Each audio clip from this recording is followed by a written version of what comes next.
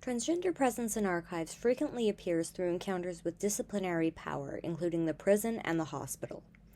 As desexualized images of naked trans bodies populate medical textbooks, transgender pornography offers a countermodel which not only educes trans desirability but also allows the exploration and production of sexual bodies. Pornography in trans-produced media, such as transition video series posted to YouTube, often prove incidentally educational. With pornography serving as many people's first encounter with trans people, it becomes a site at which trans bodies become knowable.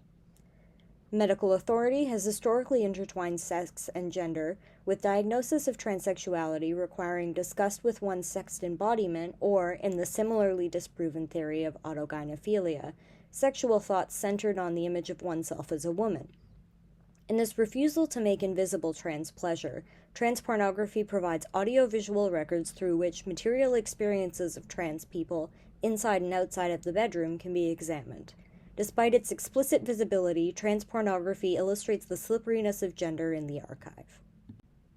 Similar to the construction of visual cues of trans identity through transition blogs, mainstream trans pornography largely relies on transition as its structuring principle.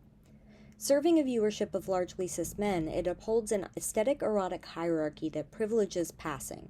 The bodies of trans women featured differ little from big-breasted tropes of straight pornography, with the exception of an erect penis. While the presence of penile pleasure subverts historical DSM criteria, many forego their hormones in order to facilitate it, thus performing a gender which may not truly belong to the performer. Here, the fantasy of documentary is fractured, revealing the performance and labor of trans pornography. These industry expectations result in many trans women finding themselves choosing between bottom surgery and their livelihood, which depends upon them having a penis. This facilitates a narrative of reveal, which is often met with violence in the real world. Studios that produce trans porn extend this element of surprise by booking performers after they have made significant changes to their appearance. This can produce a prescriptive and monolithic transvisuality, rendering sexual viability contingent on incongruent configurations of embodied gender.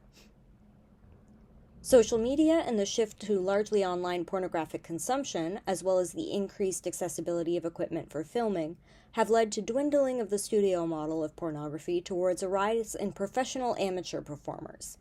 This model allows performers greater control over their image and gendered embodiments. However, they are still subject to standards of commercial success.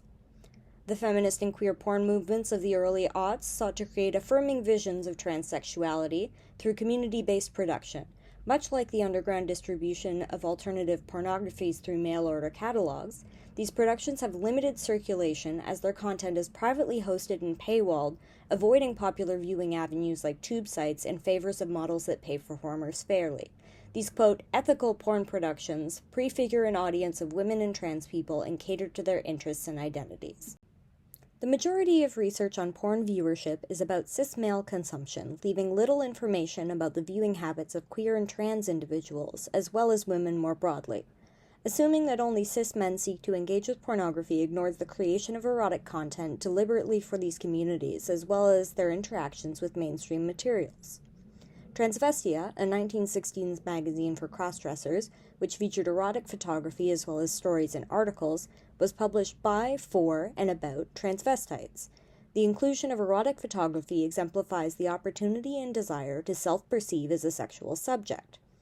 Transvestia's stated trans audience differs from internet-based models of pornographic consumption, which offer audience metrics sparingly, such as Pornhub's tracking of only male and female accounts, rendering trans people invisible as an audience despite a clear presence in content.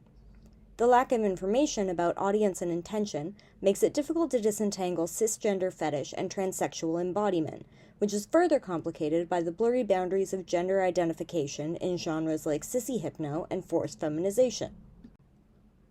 Sissy hypno, a subgenre of pornographic remix culture in which images of trans and cis performers are mixed with captions or audio which prompt the viewer to envision themselves as the performers shown, guides them through a process of becoming a girl through instructions and or affirmations.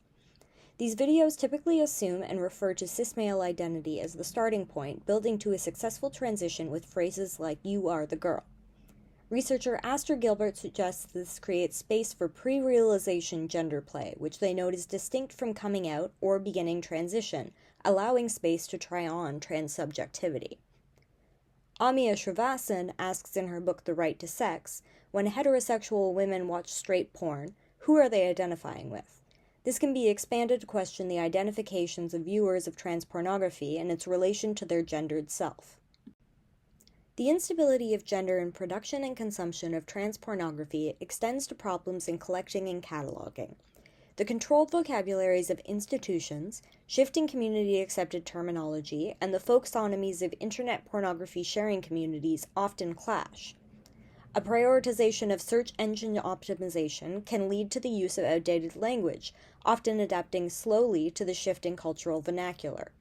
Groovy, a studio focused on trans pornography, only changed the name of their now Transgender Erotica Awards in 2014 after public pressure, stating that the use of a previous slur allowed them to reach their intended audience without diluting the search results of those looking for non-adult services.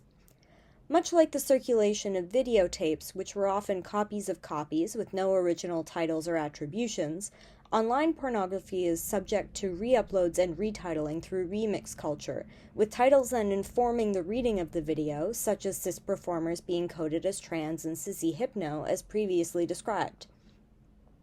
Pornography itself struggles to be defined clearly, as Judge Potter Stewart famously stated in 1964 case Jacob Ellis v. Ohio, "I know it when I see it." Its contours rest on individual interpretation of its visuality, with cultural historian William Kendrick claiming that pornography names an argument, not a thing. This distinct lack of boundaries compounds the pathological linking of sex and trans identity, as exemplified by the removal of transition photos posted to Tumblr following the site's adult content ban in 2018. This miscategorization of community medical knowledge leads to a direct loss of not only trans resources, but also records. In both producing and proliferating gendered embodiment through sexual subjectivity, gender nonconforming pornographies trouble the distinction between object and subject.